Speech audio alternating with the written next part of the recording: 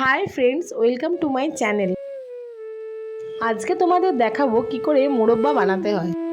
शहर थेके ग्राम 8 থেকে 80 আমরা মোরব্বা খেতে সবাই ভালোবাসি। তাহলে দেখে নেওয়া যাক কিভাবে আমরা মোরব্বা তৈরি করি। এখানে আমি বানাবো চাল কুমড়োর মোরব্বা। চাল কুমড়ো যত পাকা হবে মোরব্বা ততই ভালো হবে, তাই আমি নিয়ে নিচ্ছি একটি পাকা চাল কুমড়ো। প্রথমে চাল কুমড়োটি ফালি করে কেটে ভেতরের দানাগুলো পরিষ্কার করে নিতে হবে। আমি এখানে একটি চাল কুমড়োর দানা পরিষ্কার করে দেখাচ্ছি, আপনারা বাকিগুলো একইভাবে করে নেবেন।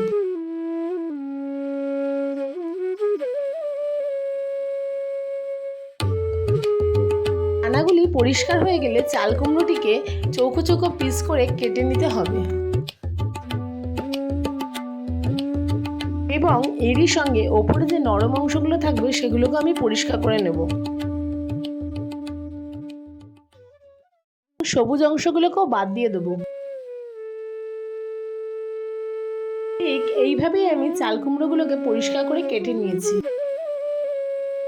এবার একটি পাত্রে পরিমাণ মতো জল দিয়ে 1 চামচ চুন অ্যাড করে চাল কুমড়োগুলোকে 24 ঘন্টার জন্য ভালো মতো ভিজিয়ে রাখতে হবে।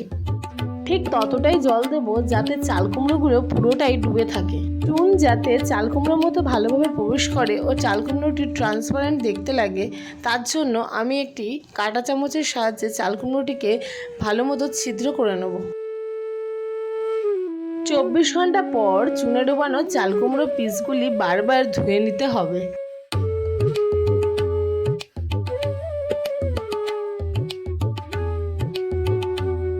চাল কুমড়োগুলিকে ভালো করে ধোয়া হয়ে গেলে গ্যাসের ফ্লেম হাইতে রেখে একটি পাত্রে পরিমাণ মতো জল দিয়ে 30 থেকে 40 মিনিটের জন্য চাল কুমড়োগুলোকে ভালো করে সেদ্ধ করে নেব।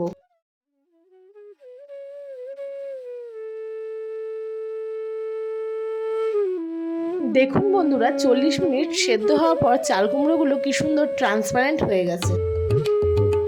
এরপর একটি ঝুড়ির মধ্যে সেদ্ধ চাল কুমড়োগুলোকে তুলে গায়ে লেগে থাকা এক্সট্রা জলগুলি ঝরিয়ে নিচ্ছি। এখানে আমি 500 গ্রাম চাল কুমড়ো ব্যবহার করেছি, তাই চিনি দিচ্ছি 300 গ্রাম আর দিচ্ছি 3 কাপ জল। গরম জলে নেড়ে চেড়ে চিনিগুলি যখন মিশে যাবে তখন দিয়ে দেবো আগে থেকে সেদ্ধ করে রাখা চাল কুমড়োগুলো। এইভাবে জাল দিতে দিতে যখন চিনির শিরাটি গাঢ় হয়ে আসবে তখন আমি গ্যাসটি বন্ধ করে দেবো এবং 12 ঘন্টার জন্য এটিকে স্টোর করে রেখে দেবো। 12 ঘন্টা স্টোরে রাখার পর দেখা গেল চাল কুমড়োগুলি থেকে জল ছেড়ে গেছে এবং শিরাটি পাতলা হয়ে এসেছে। তাই আমি এখানে শিরাটির মধ্যে 1 কাপ জল দিয়ে গ্যাসের ফ্লেমটিকে হাইতে রেখে শিরাটিকে জাল দিয়ে ঘন করে নেব। কিছুক্ষণ পর জাল দিতে দিতে দেখা গেল শিরাটি ঘন হয়ে এসেছে। এবার গ্যাসের ফ্লেমটিকে অফ করে কড়াইটিকে একটি স্ট্যান্ডের উপর রেখে ঠান্ডা করতে দেওয়া হলো। এর সাথে সাথে আমরা মোরব্বা তৈরি প্রায় শেষ পর্যায়ে চলে এসেছি। বাকি যে কাজটি আমাদের করে নিতে হবে, একটি নেটের মধ্যে মোরব্বাগুলিকে সাজিয়ে নিতে হবে। এর ফলে মোরব্বাগুলির গায়ে হাওয়া লেগে শিরাটি শুকিয়ে যাবে এবং তৈরি হয়ে আসবে আমাদের প্রপার মোরব্বা। এই মোরব্বাগুলিকে আপনারা একটি এয়ারটাইট বক্স বা কৌটোর মধ্যে রেখে 6 মাসের জন্য স্টোর করতেও পারবেন। আমার এই ভিডিওটি যদি আপনাদের ভালো লেগে থাকে তাহলে অবশ্যই সাবস্ক্রাইব করে দেবেন। নমস্কার।